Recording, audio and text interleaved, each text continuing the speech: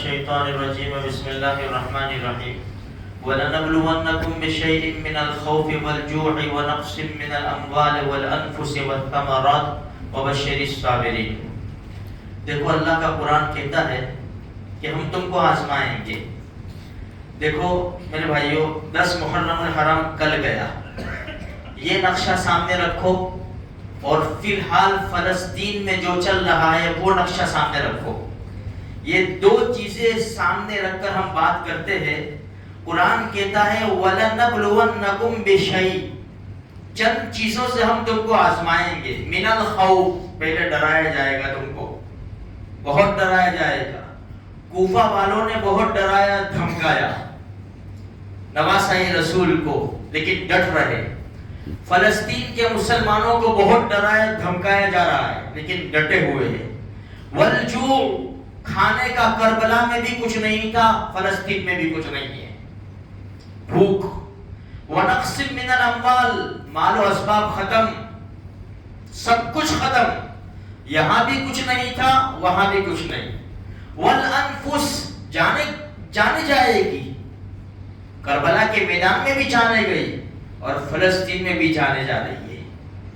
یہ تو ہم صرف دو کی بات کر رہے ہیں، ورنہ ہزاروں واقعات ایسے۔ والثمرات، پھلوں کی کمی، جہاں کھانے کو نہ ملے وہاں پھل کہاں سے لائیں گے؟ یہ حالات آ رہے ہیں، آئیں گے۔ جب تک اس دھرتی کے اوپر اللہ اللہ کہنے والے ہیں حالات آئیں گے، لیکن ڈٹنا ہمارا کام ہے، ٹکنا ہمارا کام نہیں ہے بھیا۔ وَبَشِّرِ الصَّابِرِينَ، ڈٹ جاؤ صبر کے ساتھ۔ وَبَشِّرِ الصَّابِرِينَ، صبر کرنے والوں کے لیے پھر بشارت ہے، پھر خوشخبریاں ہے۔ ڈگ جائیں گے تو کچھ بھی نہیں ہوگا، ہاتھ پر ہاتھ دے دیں گے۔ عمرو ابن سعد کو رے کی حکومت دے دی، عبید اللہ ابن زیاد کے اوپر ہاتھ دے دیا۔ عبید اللہ ابن زیاد کو نوازا، اس نے یزید کے اوپر ہاتھ دے دیا۔ یہاں بھی لالچ دی گئی، دھمکیاں بھی دی گئی، سب کچھ دیا گیا، لیکن نہیں، سب کچھ قربان ہو سکتا ہے، اسلام کے اوپر آج نہیں آ سکتی۔ وَبَشِّرِ الصَّابِرِينَ، ڈٹ گئے میرے بھائیوں، صبر کیا۔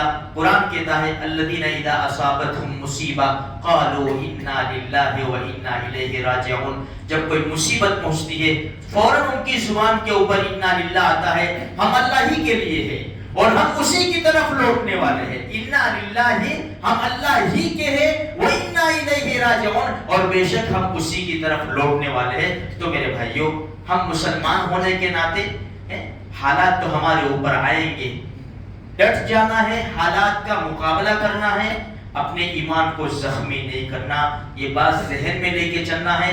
چھوٹی سی زندگی ہے، اگر ایمان کو زخمی کیا، ایمان کے سودے کر دیے، ہماری آخرت کی لامحدود زندگی بیکار ہو جائے گی، برباد ہو جائے گی۔ اس لیے یہاں تکلیفیں اٹھا کر اپنے ایمان کی حفاظت کرو، اللہ کو راضی کرنے کی کوشش کرو، پیارے آقا صلی اللہ علیہ وسلم کے طریقے پر زندگی گزارنے کی فکر اور کوشش کرو۔ انشاءاللہ مرنے کے بعد پھر مزے ہی مزے ہے۔ اللہ ایمان کے اوپر زندہ رکھے اور اسلام کے اوپر موت نصیب فرمائے۔